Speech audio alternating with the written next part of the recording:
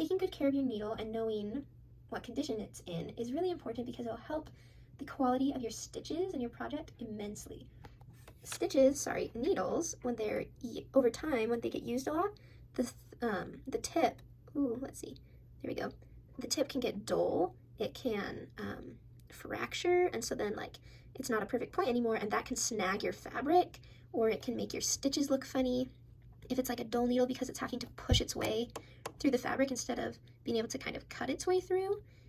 Some needles are designed to do that. If you're sewing on a knit fabric, you want to push the threads aside, but for other things, you want the needle just to be able to pierce right through.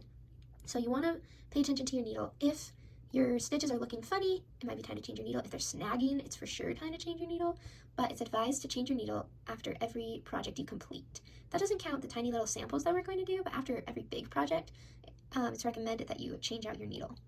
And when we thread the machine, I'll show you how to change it out more in depth, but this little knob right here helps you get it out. But that's a little bit about needles.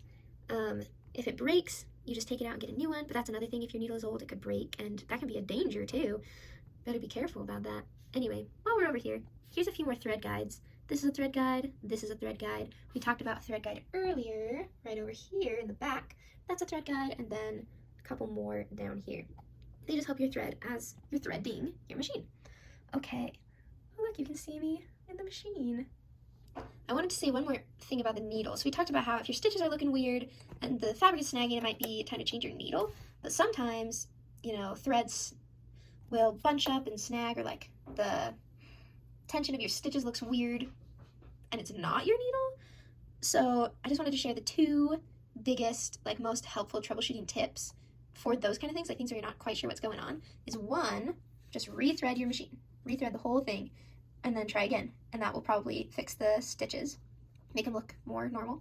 Or two, if the machine is doing something you don't know what it's doing, don't want it to do, just turn it off and turn it back on again. So those two things combined, turn off the machine, turn it on again, and rethread it, are the best ways to help.